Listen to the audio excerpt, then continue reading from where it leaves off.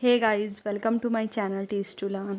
तो चलिए हम अपना आज पार्ट 3 कंटिन्यू करते हैं, जिसके पहले पार्ट में हमने इंटरनल फर्टिलाइजेशन और सेकंड पार्ट में एक्सटर्नल फर्टिलाइजेशन डिस्कस किया है। आज हम देखते हैं डेवलपमेंट ऑफ एम्ब्रियो के बारे में। जो हमने देखा था, जो फर्टिलाइजेशन हो रही है और जिसके कारण जाइगोट फॉर्म हो रहा है, और जब जाइगोट डेवलप होगा तो जो उसका डेवलपमेंट का प्रोसेस है, बिगिन टू डेवलप, उसे ही हम क्या कहते हैं? एम्ब्रियो कहते हैं। जो जाइगोट होता है, जो फॉर्म हुआ है फीमेल के एग और मेल के स्पर्म से, उस वो रैपिडली डिवाइड होता रहेगा इनटू सेल्स। और जो जाइगोट है, जैसे कि हम यहाँ पे देख लेते हैं कि जो जाइगोट है, ये एक जाइगोट बना है।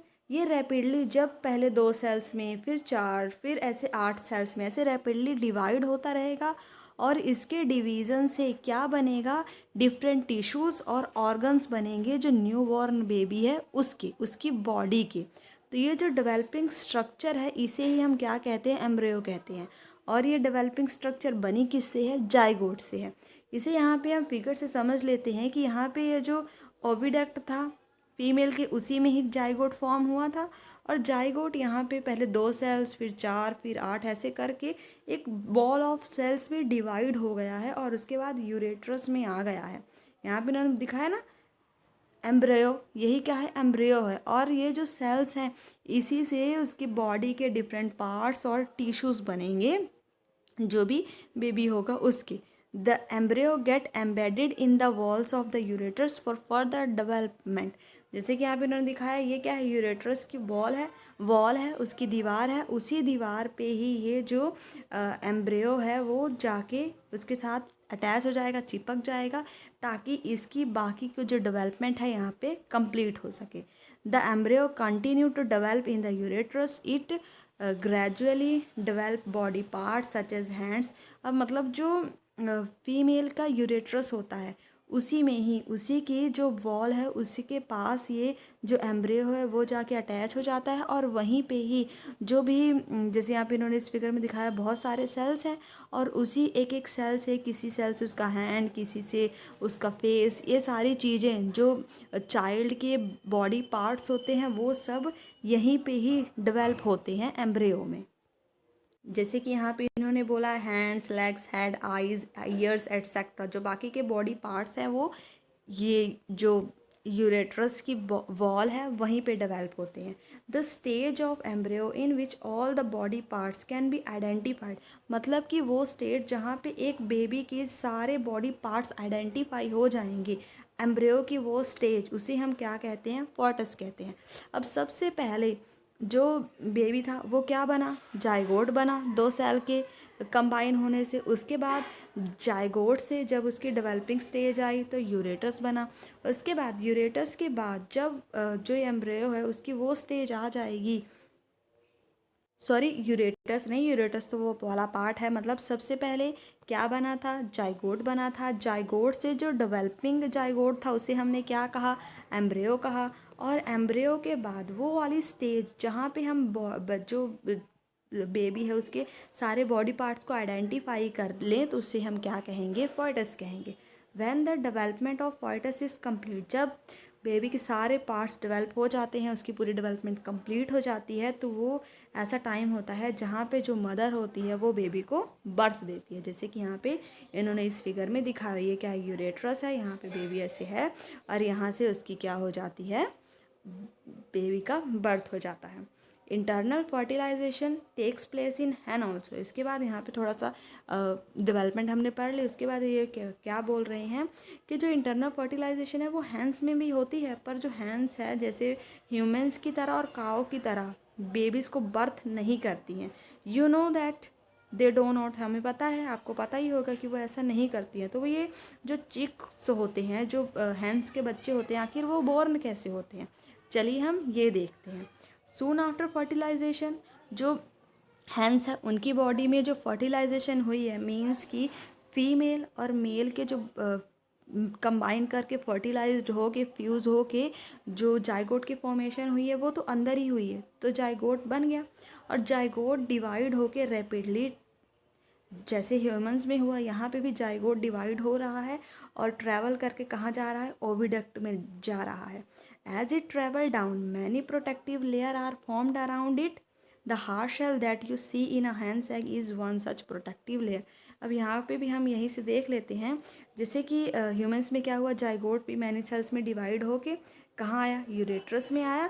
पर यहाँ पे यूरेट्रस में ही एम्ब्रियो की पूरी जो डेवलपमेंट भी हुई।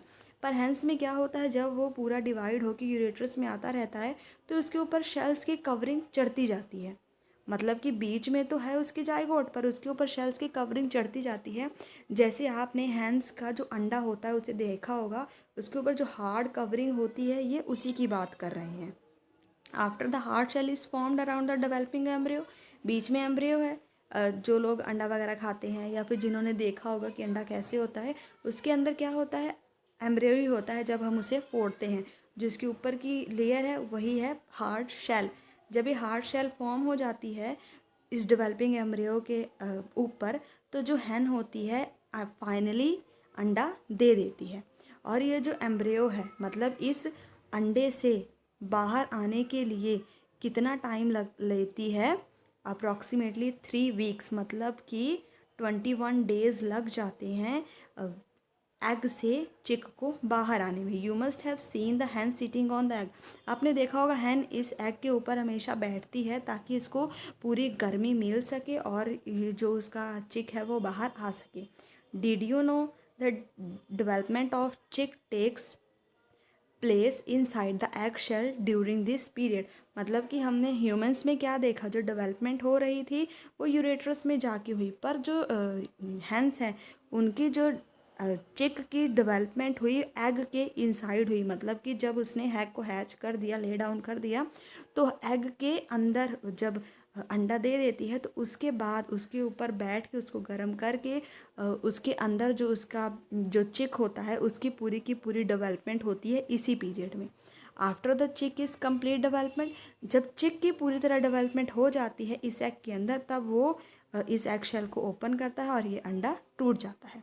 इन animals which undergoes external fertilization, development of embryo takes place outside the female body।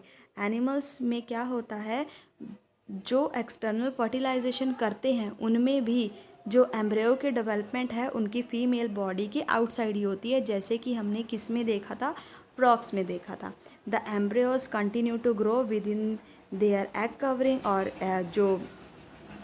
और हैंस में तो क्या हो रहा है, जो जो एम्ब्रियो है उसकी पूरी की पूरी ग्रोथ जब हो जाती है इस एग कवरिंग के अंदर ही, इसकी जो पूरी की पूरी ग्रोथ है इस एग कवरिंग के अंदर ही होती है। और जब इसकी पूरी की पूरी ग्रोथ हो जाती है, पूरा डेवलप हो जाता है, तो एग हैच करता है, मतलब अंदर टूट जाता है। आपने जो पॉन्ड्स और स्ट्रीम के आसपास बहुत सारे टैडपोल्स तो देखे ही होंगे। ये यहाँ पे इसकी बात इसलिए कर रहा है क्योंकि प्रीवियस लेक्चर में हमने फ्रॉक्स के एग्स के बारे में भी बात करी थी, जिसमें हमने क्या देखा था कि यहाँ पे क्या होता है, इनकी जो फर्टिलाइजेशन होती है फीमेल बॉडी की आउटसाइड होती है। यहाँ पे जो समुद्र होता है या फिर जो भी नदी होती है उसमें पहले फीमेल अपने एग डाल देती है, फिर वहीं पे ही जो मेल फ्रॉग होता है वो अपने आके स्पर्म डाल देता है, और स्पर्म अपनी टेल से चल के इस एग के पास जाता है और फर्टिलाइजेशन हो जाती है, जिससे किसकी फॉर्मेशन हो जाती है, टेडपोल की फॉर्मेशन होती है। इसलिए यहाँ पे ये कह रहे हैं कि आपने जो पॉन्ड्स या स्ट्रीम के आसपास बहुत सारे टेडपोल्स तो स्विम करते देखे ही होंगे। आई होप आज का ये जो वीडियो लेक्चर था जिसमें हमने किसके बारे में बात करी, डेवलपमेंट ऑफ एम्ब्रियो के बारे में, आपको ये अच्छे से क्लियर हो गया होगा। वीडियो पसंद आई हो तो वीडियो को लाइक करें, इसके प्रीवियस पार्ट्स को देखना ना भूलें। कोई भी डाउट हो आप कमेंट बॉक्स में कमेंट करें, चैनल को सब्सक्राइब कर लें। Thanks for watching.